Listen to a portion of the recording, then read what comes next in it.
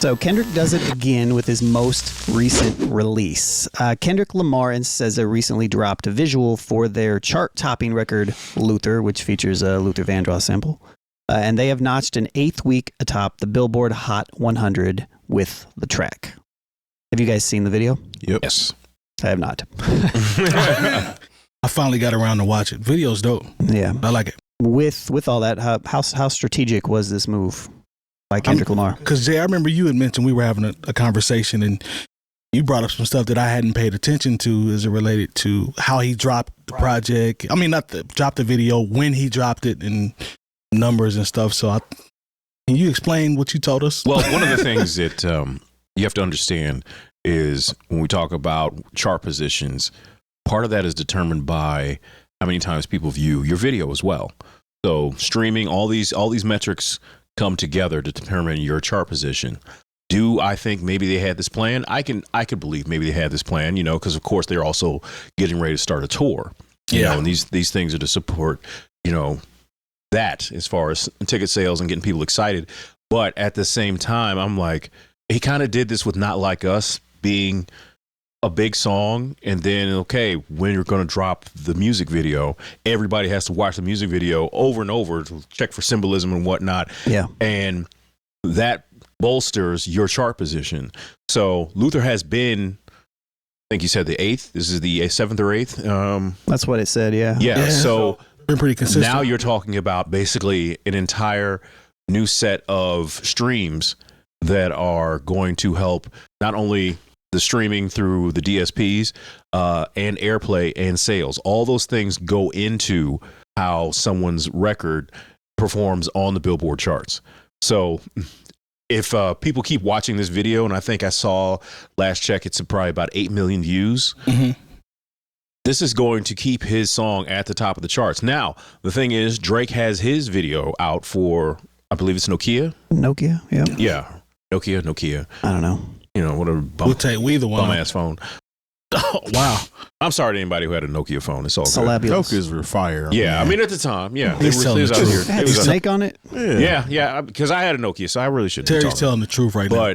But, so that is helping his chart position as well. But once again, when people watch Kendrick and he's already the top dog, where Nokia might have crept up on him a little bit, because Nokia's top 5, whether, whatever you got to say about Drake, that is a top 5 song right now. But this song is already number 1, and now you have, the video that's been released, and that's going to help keep it in that number 1 spot. I don't know, for maybe 2 or 3 weeks. I don't know, because, the Chapel Roans are still out there, and the Sabrina Carpenters, you never know what they might drop. But I think now what we're talking about is a new strategic move to where maybe before you had a video that preceded even the album coming out. Right. I'm talking about the old rules and when we were out buying records. Now your biggest single, once it's determined what your biggest single is going to be, because at one point it was Squabble Up, and then this came and knocked Squabble Up out of the way. Squabble Up, another number 1 song, mind you. True. But once this came out with the sample of the Luther Vandross song, has been big across the board, because when you looked at those numbers that I sent you, it's on mainstream, quote unquote R&B and hip hop. It's on contemporary hits, rhythmic, and unlike most hip hop songs, it's actually on what is considered to be urban AC. So Kendrick is dominant on the 3 major charts. And he has a new video that everyone has to watch more than once. I didn't see major symbolism in this, but of course I was just watching because I wanted to watch the video, so I knew what I was talking about for our show. But that's just another thing that's going to maintain Kendrick's dominance, going into the next quarter of 2025. Makes sense to me. It's giving a number 1 record another jolt. Yes, by just dropping a video, which can't hurt, especially when you're that big of an artist. It's at 10.7 million views now. Yeah, so that's crazy. It's the bots. They're doing it. Oh yeah, I forgot. Yeah, that's what they'll say. I didn't see any, to your point about the symbolism. I just enjoyed the video when I watched it. Unless there's something I'm missing. There's somebody that's going to break it down. There's been a lot of videos breaking down symbolism and compare and contrast to Drake. Mm-hmm. And things of that nature. Even the director that directed this video is the one that directed a few of Drake's biggest hits, God's Plan, and okay. I can't remember the other songs. But anyway, the director that he used was directed by this girl that's from Canada. And he didn't say who directed it until the end of the video. So it's like, that's the last thing you see is who directed it, which could have been taken as a shot. But I mean, anything can be taken as a shot nowadays, because then we're going to spin it and make it fit whatever narrative we need it to make or fit in order for it to continue to keep this ongoing thing between the two artists going. But Right. it's a nice visual piece, you know what I'm saying? I mean, it's just a black and white. Well, it's not black and not white. the It's whole way. Not entirely. not all the way. There's a few different elements in there, and it seems to lead to telling another story as well. In typical Kendrick fashion, you know what I'm saying? Nothing's ever just surface level with him, and that's just even before all of this with Drake or whatnot. That's just the type of artist he is. Everything is more than what you see and leading to something else. Or the meaning is and an overstanding of such. So yeah, That's crispy, man. Very well done. Is this a question you put in here, Mike? Is Kendrick providing a blueprint for future artists as it relates to how content is released? And that kind of speaks, I'm going back to what you said, because not everybody is powerful enough to, I guess, have a nice record and then let it breathe and then do a visual afterwards to kind of give it a boost. I think that's more people that, have records that are top charts or bigger artists with bigger reach. But do you think this can be applied to someone else that's not quite as popular? Could they wait long enough to do videos like you said? I mean, I'm going to jump in here because I feel like I've been yelling at the top of my lungs for the last 6 months. I know what you're going to say. Nowadays, because the algorithm, because the For You page, it doesn't matter when stuff is dropped. It makes sense to drop something. And then this conversation started back, I think, when we started talking about it when Tyler made his comment about promoting Promoting his project, working the projects. Why would I not spend this much time promoting something to reach as many people if I care about the product?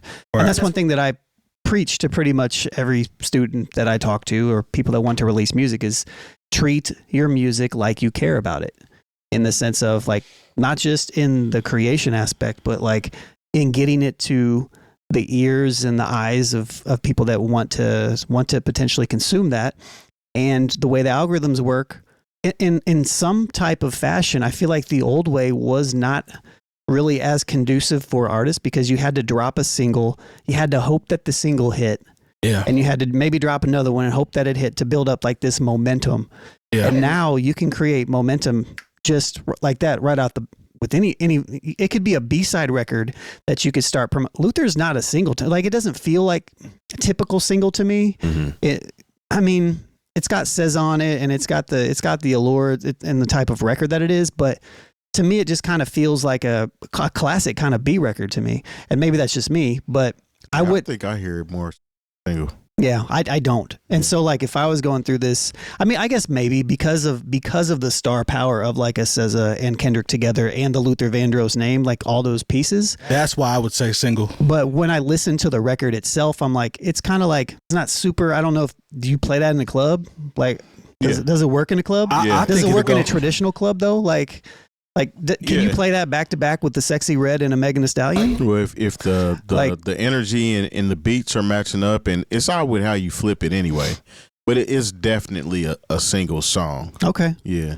I mean, I think when you maybe not when you talk about club. I'm talking about club. But honestly, the thing is, what plays in the clubs doesn't determine chart position. Sure. So when I hear that song, I'm like, okay, this is definitely something that's going to work for the radio. But I thought Heart Part 6 with the SWV sample was going to be the one, because that has the familiarity. They both kind of feel like B-side records to me. That one, the heart. I mean, they're both R&B style records. Yeah. You know what I'm saying? That's the reason why I know that it'll work, because mostly a lot of the parties I've been doing here lately are R&B centered. I see. Mm-hmm. So I know that type of song is going to ring off, even if I mix it with a hip hop track. if I take off the backing, if I take off the instrumentation of that song and just change the energy of it, you know what I'm saying? Yeah. It's still going to work back and forth. So yeah, I think I'm also like, when I look at, I'm still kind of looking at it from a lens of like traditionally, when I think of singles, sometimes I look at a record, I'm like, all right, squabble up, TV off. Those are the two, you know, like everything else, peekaboo, maybe, I don't know. But Luther was just like such a change from the vibe in a way. I don't know. It fit on the record, but either way, neither here nor there. My point that I'm making is that it doesn't matter if Luther is that record or if Whacked Out Murals is that record or The Heart Part 6, whether this is Kendrick Lamar or John, the gas station rapper, right? You can. This shit is hot though. yeah. Shout out to Fire. Shout out to John. You can promote each one of these singles. Yeah. The same type of way. Right, like it doesn't, I don't think it really matters as much anymore like it used to as far as like trying to grab an audience. Gotcha. And, you know, because I don't know the inner workings of what Kendrick's people are doing, but I honestly think just the way it was streamed and like back in the day, it used to be like, okay, this is going to be our lead single. This is going to be our follow up after the album comes out. If it does well enough, we'll go ahead and give them a third single. A fourth single used to be really hard to get to. I remember, you know, I'll name drop a little bit. I remember talking to Common around the time the B album came out. And of course, they started with The Corner. Great record. Then Testify, I believe, was the third single. Oh, yeah, Go was number 3. And I remember, you know, he asked me, you know, like I said, I'm not going to act like that's my man or whatever, but he asked me like, you know, what I liked off the record. I said, well, you know, I can't even remember the song I thought should have been, you know, a single. And he's like, if we get a chance, that's going to be the next single. But like it topped out, I think, at like 500,000 units sold. And they decided to not push any more singles. So, you know, Testify wound up being the final single. Would you consider Food a single off of that? You know what I mean? Because even though it was unconventional. That's a good song, man. That's a good record. I mean, maybe not a traditional single, right? In a way, it was a single because it got people excited about a common project after a lot of people were let down, not me, by the Electric Circus. Yeah. So anyways, I don't actually know in the timeline when the Chappelle stuff happened. It was before. Was it before? It was before. Okay. With this, this might have been just the song that was doing so well. They were like, well, let's go ahead and shoot a visual for it. You know, because like I said, Squabble Up, I think, was going to be the lead single just because of the energy. Then the people started picking singles. You started seeing people, DJs pick, okay, I'm going to go with TV Off was obvious. TV Off. That was Yeah. just from the jump, you know, but then like I said, when you see that a song like Luther is on Urban AC radio, which is still resistant to new hip hop records. They'll play some classics here and there, you know, depending on the market you're in. Because I remember, you know, from my time in Urban AC radio, we would get singles for things and they would cut the rap out. You know, I remember when we got Love of My Life by Erykah Badu, they cut Common out. I remember when we got Music by Eric Sermon. Somehow they had cut Eric Sermon out, so it was just a new Marvin Gaye song, you know. But I know the standards have changed because the demographics have changed. You know, I'm talking about, you know, 99, 2000. We're 25 years, and so now what Urban AC is, Urban Adult Contemporary, for those who don't know. Now that those people are older, you know, now I turn on and I hear a Tupac song or Notorious B.I.G. song, and I was like, okay, well, these songs are 25, 30 years old now. You know, so the people who are in their 50s, this is what they want to hear. I just think the way, you know, there are new rules for every time we turn around, whether or not be for us as content creators or for musical artists who are trying to push through all the rest of the noise and get their songs heard. And, you know, this strategy may just be for the superstars. Like Kendrick is one of them. I don't think so. But then you got somebody. No, you know what the strategy is only for superstars? If you're Beyonce and you haven't put out an album, or you haven't put out a video in 2 albums, that's reserved. That's reserved for the superstars. Yeah, that's something for. Yeah, where you don't have to do any content. That's for superstars. Right. Yeah, you don't have to do anything. You can just drop the album and you're going to get your fans out there. So. I think it made sense from the point that him and SZA are going on tour. I mean, there's a single with him and SZA. Yeah, I think so on too. the record. That so makes sense. it only makes sense for them to do a video for it leading up to that tour. Mm-hmm. And also I mean, it's a rap song, but think of his cadence on this song. It's not rap in the typical sense. It's melodic.